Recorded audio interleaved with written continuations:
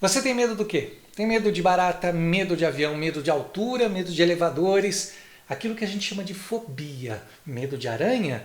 Então me conta aqui, o que você tem medo? Do que você tem medo? O que seria essa fobia? Então foi me pedido aqui para a gente falar um pouquinho sobre esse tema, a fobia no contexto psicanalítico. E é sobre isso que a gente vai conversar. Falando no seguinte, a fobia no contexto psicanalítico é compreendida como um medo intenso e irracional de um objeto, de uma situação ou alguma atividade específica, algo que você tem que fazer, mas que existe uma grande resistência, uma grande angústia a estar nesse processo, que leva então a comportamentos de evitação. A psicanálise vê a fobia como uma manifestação de vários conflitos do nosso inconsciente que surgem e que frequentemente são ligados a experiências traumáticas, especialmente aquelas que a gente viveu lá na infância.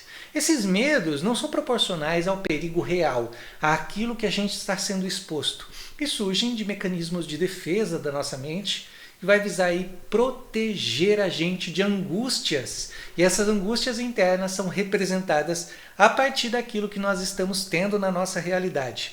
Quando Freud trouxe a teoria da psicanálise e tudo mais, ele também postulou que as fobias podem se desenvolver quando a ansiedade gerada por um conflito interno é deslocada para um objeto ou uma situação externa, que a gente vai chamar aqui de objeto fóbico, permitindo que a ansiedade seja mais facilmente gerenciada, trabalhada ali naquele momento. É uma forma de canalizar aquele conteúdo interno para o lado externo, ou seja, externalizar uma angústia. Por exemplo, um conflito inconsciente relacionado a desejos reprimidos, coisas guardadas, coisas de lá da infância, pode ser deslocado para qualquer objeto da nossa realidade, se transformando então numa fobia. Mas como é que isso acontece?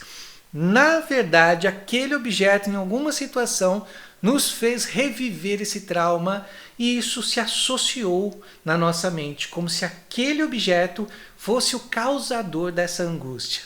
E o que isso quer dizer? Que na verdade você não tem um medo daquele objeto, mas você reage a ele como se ele fosse um gatilho para essa angústia desse conteúdo inconsciente que você tem. Isso faz com que você externalize isso e diminua essa carga que poderia ficar dentro de você, essa angústia pesada.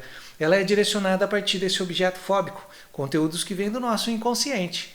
Basta você pensar. Se a gente pensar bem aqui, o que uma barata poderia fazer para você? Às vezes a barata tem até mais medo do que você imagina. Mas pensar de forma simples é fácil. Pensar de uma forma racional é fácil. Pensar quando não se tem essa fobia de barata é muito fácil. Mas para quem tem essa fobia não é tão simples assim. E isso precisa ser respeitado.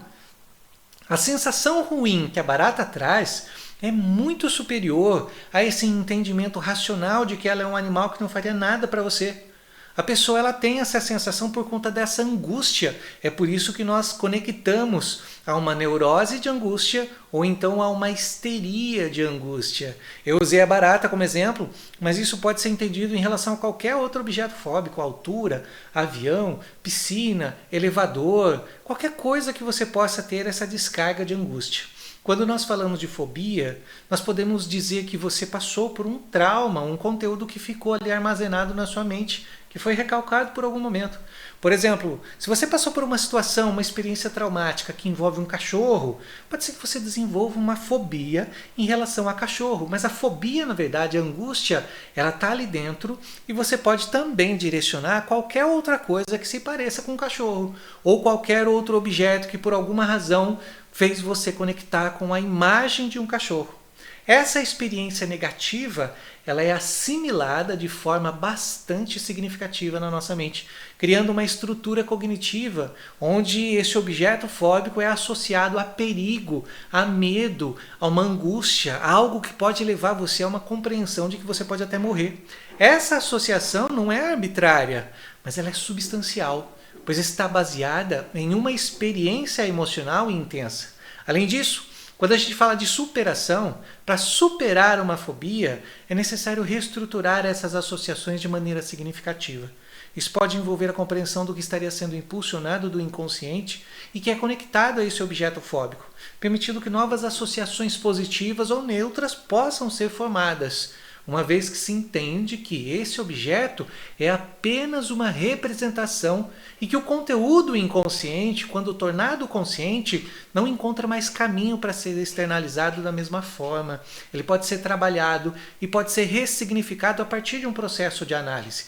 Logo, a fobia no contexto psicanalítico é vista como uma resposta a conflitos inconscientes, precisando ser compreendida e levada a sério e trazendo novas significações. Se você encontrar alguém ou se você conhece alguém que tem uma fobia, saiba que para aquela pessoa ela está representando um trauma, está representando um conteúdo inconsciente que traz uma angústia muito grande.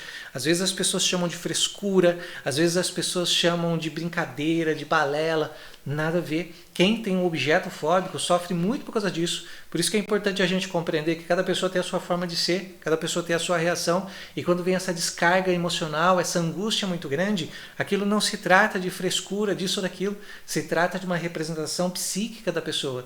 E é importante ser respeitado dessa forma. Mas me conta aqui, do que mais você tem fobia? Você tem fobia de alguma coisa? Coloca aqui nos comentários. E a gente se vê em breve. Até mais!